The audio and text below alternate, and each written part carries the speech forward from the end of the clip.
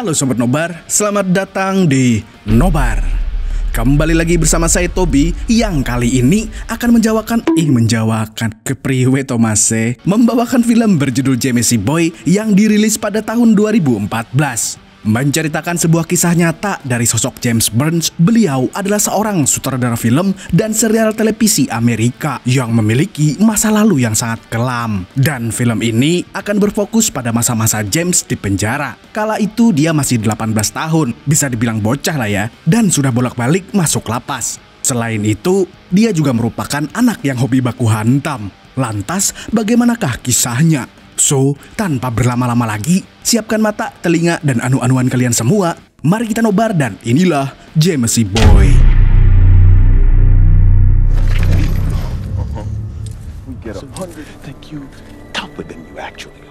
Di awal film, kita diperkenalkan dengan James Burns.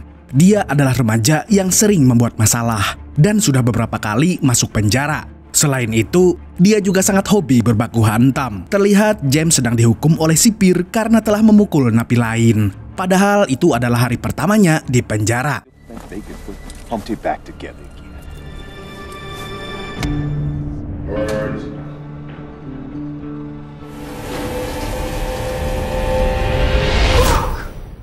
Scene kemudian beralih ke 3 tahun sebelumnya, di mana James akan mendaftarkan diri ke sekolah barunya. Diketahui bahwa James telah dikeluarkan dari sekolah sebelumnya dan ibunya yang bernama Tracy sedang berusaha membujuk sekolah baru itu agar mereka mau menerima James. Namun pihak sekolah khawatir kalau James akan membahayakan siswa lainnya. Hal itu dikarenakan oleh riwayat kriminal yang dimiliki James. Remaja 18 tahun itu sudah akrab dengan kekerasan sejak usianya 10 tahun. Dan tidak hanya itu, James juga telah melakukan perampokan serta pemerasan. Di sini sangat wajar jika pihak sekolah menolaknya. With this file, suddenly you're an expert on my son. He's been institutionalized 3 times in 8 years. Walaupun ditolak, Tracy tetap ngotot akan mendaftarkan James ke sekolah itu. Lagi pula itu adalah sekolah publik, tapi di sisi lain, James terlihat sangat kesal. Dia bahkan mencoret-coret bukunya di dalam kamar. Lalu tak lama kemudian, Tracy masuk dan menenangkan James. Selain itu, Tracy juga memuji perilaku James yang tampak serius untuk bertobat. I've heard bullshit like that woman said my whole. Whatever. See, out of trouble, you gotta let the lawyer do his job. Singkat cerita, akhirnya James diterima di sekolah publik itu. Namun bukannya berangkat ke sekolah, James justru malas-malasan, rebahan dan rebahin di rumah. Malam harinya, James tiba-tiba ingin minum susu. Sayangnya dia tidak menemukannya di dalam kulkas. James pun bertanya kepada adiknya yang bernama Holly, tapi dia tidak tahu. Akhirnya James pun memutuskan untuk pergi ke Indomaret terdekat. Di Indomaret, dia bertemu dengan seorang gadis bernama Crystal dan temannya yang bernama Manny. Mereka berdua terlihat sangat mencurigakan. Dan benar saja, ternyata 2 orang itu memang berniat merampok Kinder Joy dan kacang Garuda. Namun mereka sengaja melibatkan James dalam perampokan ini.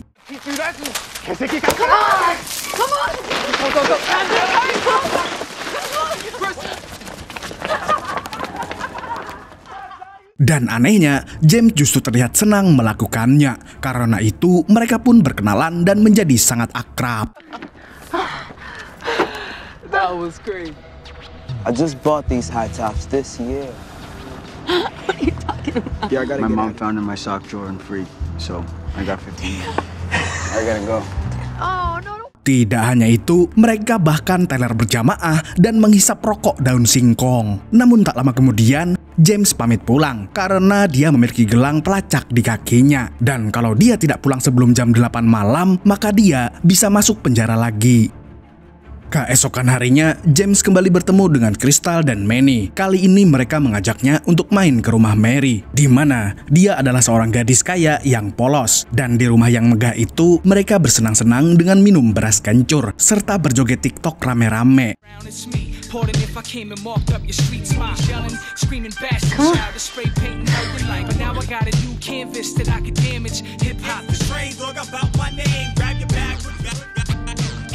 So Mary, Tak lama kemudian, Crystal dan Manny pun beraksi kembali. Kali ini mereka menggasak perhiasan milik Ibu Mary. Selepas merampok Mary, mereka bertiga langsung nongkrong di tempat biasanya. Sambil minum-minum, Crystal menyinggung soal alat pelacak di kaki James. Jika saja alat itu dicopot, James bisa lebih totalitas dalam melakukan kriminalitas. Crystal juga menyebut nama Roach, yang tidak lain tidak bukan adalah bosnya.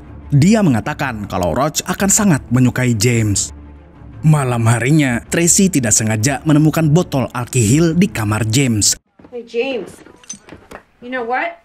So tell me, what is this? Did you have people over? Were you drinking alcohol? And we are so close! You know, I wouldn't even go back to that fucking...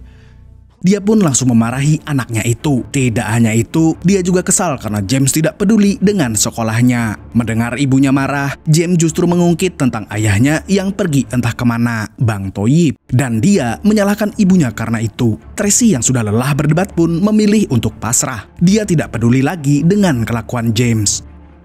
Setelah itu, James pun memutuskan untuk melepaskan alat pelacak di kakinya. Lagi pula, ibunya sudah tidak peduli lagi dengan apapun yang akan dia lakukan. Keesokan malamnya, James pun kabur dari rumah dan langsung pergi ke markas Roach untuk meminta pekerjaan. Awalnya, Roach ragu dengan kemampuan James, tapi setelah melihat keberanian dan keseriusannya, Roach pun meminta James sebagai kurir Narkovsky.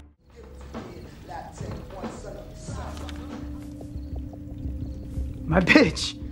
Setelah berminggu-minggu tidak pulang, James pun dihubungi oleh ibunya. Dia diminta untuk pulang karena polisi menanyakan keberadaannya. Dan jika James mau pulang, Tracy akan berusaha membujuk polisi agar anaknya tidak dipenjara lagi. Namun sayangnya, James tetap tidak mau pulang. Dia mengatakan bahwa dia menyayangi keluarganya, tapi nasi sudah menjadi bubur.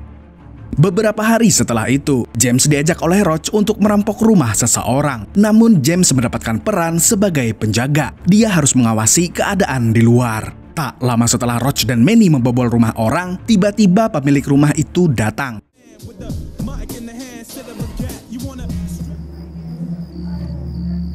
Roach pun tertangkap basah. James yang melihat itu pun diam-diam masuk ke dalam rumah dan langsung menghajar orang itu.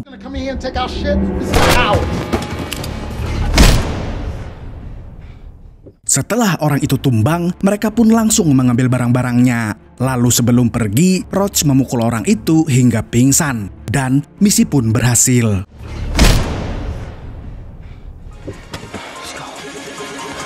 Go.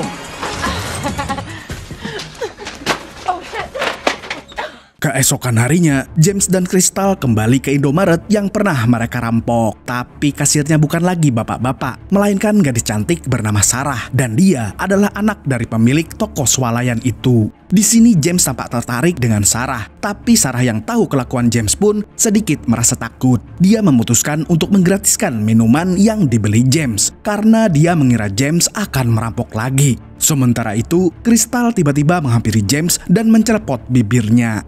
Scene kemudian berpindah ke sebuah bar, di mana Roach sedang menceritakan perampokan yang dia lakukan bersama James. Roach terlihat sangat antusias saat menceritakannya. Selain itu, dia juga memuji kesetiaan James padanya. Karena merasa sudah melakukan yang terbaik, James pun meminta sesuatu kepada Roach. Dia meminta agar dirinya diperbolehkan menjual Narkovsky sendiri. Tapi Roach merasa kalau James masih butuh waktu untuk sampai ke titik tersebut. Mau tidak mau, James pun menuruti kata Roach.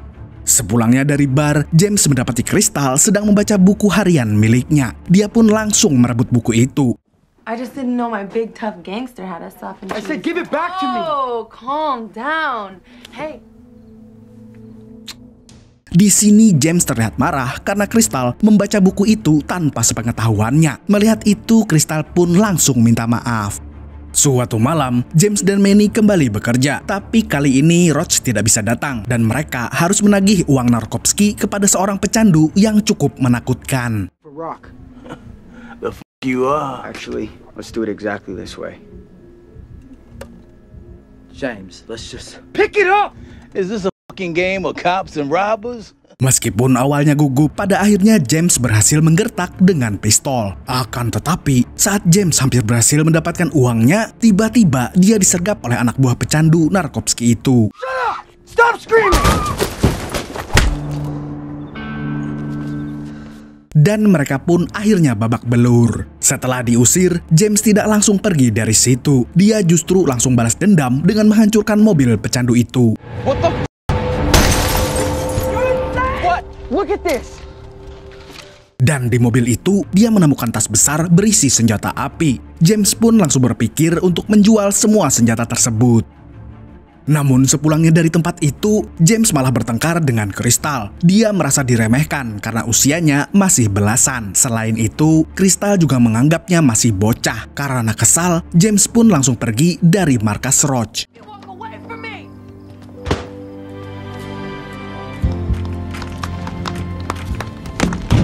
Unlock the fridge! It's my dad's store. Shit. We live next door.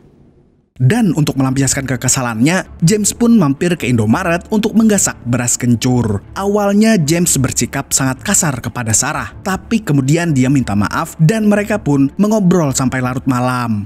You want a cigarette? Maybe. They're gone. But wait. Setelah itu, James pun kembali ke markas Roach, dan Roach sudah berada di sana. Dia terlihat sangat marah kepada James karena telah merusak mobil milik partner bisnisnya. Selain itu, James juga mencuri senjata untuk dijual. Roach pun memperingatkan James untuk bertanggung jawab dan berjanji tidak akan macam-macam lagi. No, shut up! I'm gonna fill you with fucking... James, I thought no. Jamesy boy would know. The guns, you, and D. Yeah. Keesokan malamnya, James kembali mengunjungi Indomaret untuk menemui Sarah. Dia ingin mengajak gadis itu jalan-jalan sambil ngobrol. Mereka kemudian saling menceritakan kehidupan masing-masing. Sarah menceritakan tentang ibunya yang sedang sakit parah, sedangkan James menceritakan tentang dirinya yang sudah masuk lapas sejak usianya 6 tahun. Dan pada malam itu, keduanya pun mulai merasa nyaman. An angry kid. I used to get into fights. As far as I can remember, every room I walked into. What if a man came from the future and did well in school? Nobody's coming from the future to tell him. Sejak malam itu, James jadi lebih sering menghabiskan waktu bersama Sarah ketimbang Roach atau Crystal. Di samping Sarah, James merasa lebih nyaman dan bahagia. Oleh karenanya, James memutuskan untuk berhenti menjadi pesuruh Roach. Dia langsung mengemasi barangnya dan berniat pergi dari tempat itu. Namun Roach membujuk James untuk tetap tinggal setidaknya 1 malam lagi. Hal itu dikarenakan Roach punya pekerjaan bagus untuknya. James pun terpaksa menerima pekerjaan itu dengan sebuah syarat. Dia ingin pekerjaan itu menjadi yang terakhir baginya. Dan pada waktunya, James merasakan firasat buruk. Namun temannya yang bernama Dee menenangkannya. Lalu tak lama kemudian, pembeli Narkowski pun datang. Di sini mereka langsung mengambil barangnya sebelum melakukan pembayaran. James pun tidak segan untuk menodongkan pistolnya. Dan baku tembak pun terjadi.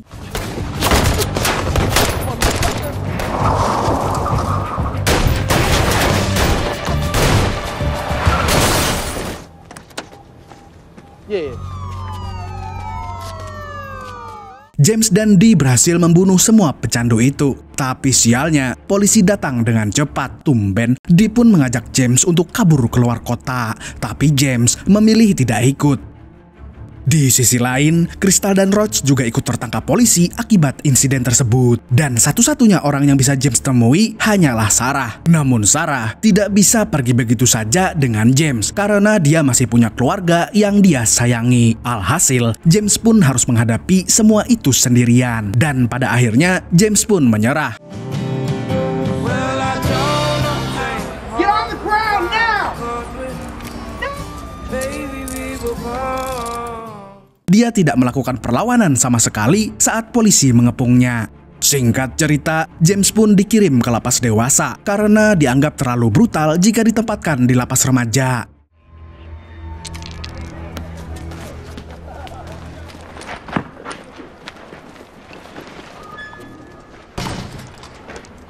Be safe with us. We got your back. Dan suatu hari, James melihat ada napi bertubuh cungkring yang baru masuk penjara. Diketahui bahwa bocah cungkring itu bernama Chris Cesario. Namun pada hari pertamanya itu, Chris justru mendapatkan intimidasi dari ketua geng penjara bernama Guillermo. Atau kita sebut saja, siapa? Siapa? Ayo tebak siapa? Ya, benar. The one and only Samidi. Melihat itu, James pun berusaha untuk menjadi penengah karena dia tidak suka dengan pembulian. Tapi Samidi terlihat tidak senang dengan kehadiran James. Alhasil, mereka pun adu bacot dan hampir baku hantam. You.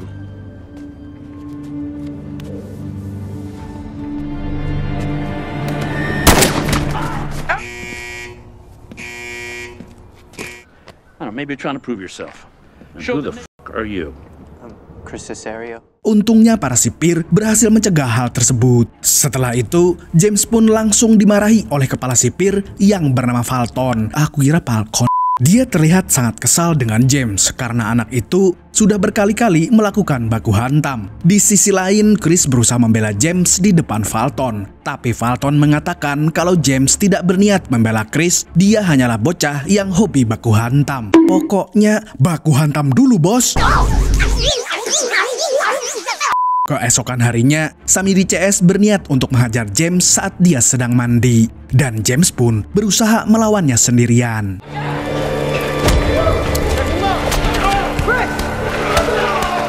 Para sipir pun langsung menghentikan perkelahian tersebut. Dan akibat kejadian itu, James pun akhirnya dikurung di sel isolasi yang sempit dan gelap. Chancellor.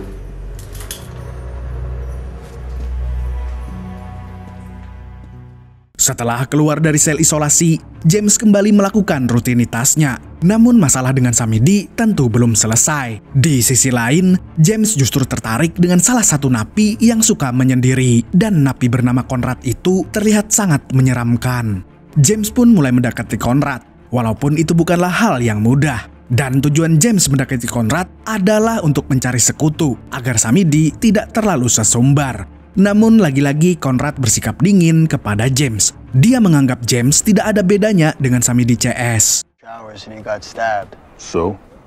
Oh, starting a yard war is a good way to make sure you don't go back to the real world. Oh, you think you're different than these other assholes?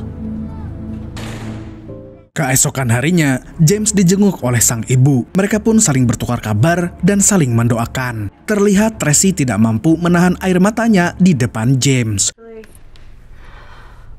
Make good.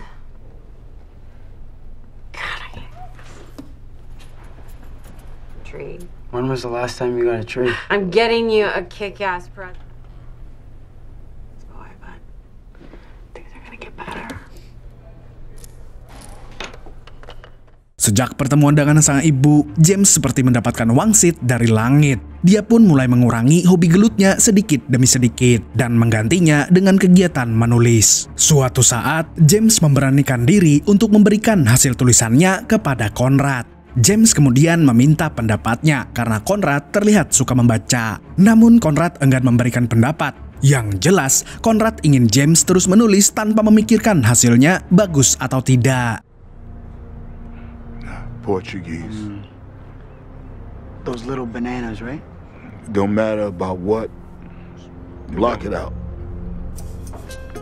James pun merasa lega setelah mendengar hal tersebut. Beberapa hari setelah itu, James melihat Chris yang terlihat sangat lesu. Ternyata dia baru saja putus cinta. Chris diputusin pacarnya lewat sebuah surat. James pun menyemangati Chris. Setelah membicarakan tentang wanita, Chris tiba-tiba mengatakan kalau dia ingin melaporkan bullying yang dilakukan oleh Samidi. Tapi James melarangnya, sebab pihak penjara tidak akan memprosesnya, karena itu bisa menodai nama baik lembaga.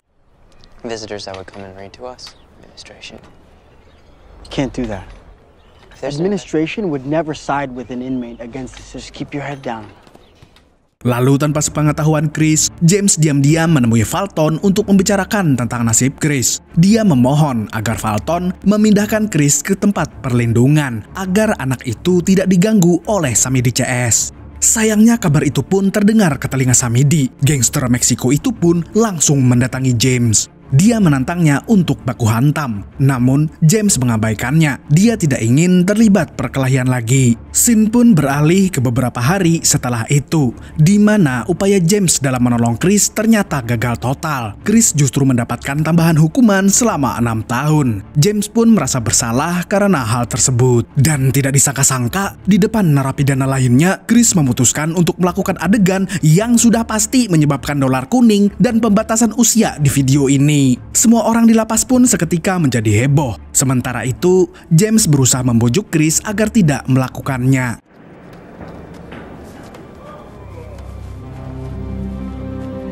Hey yo, check him out! Check him out! You little whore, you better jump because I'm gonna make you wish you had. Stereo! Do not do this on my watch. You hear me, boy? Chris, janganlah, nanti dolar kuning loh video nobar. Dan karena Chris masih belum terbujuk, James pun langsung berlari ke arahnya. Tapi salah satu sipir di situ menjegal James untuk tidak mendekati Chris. Lalu yang terjadi adalah, Chris asu.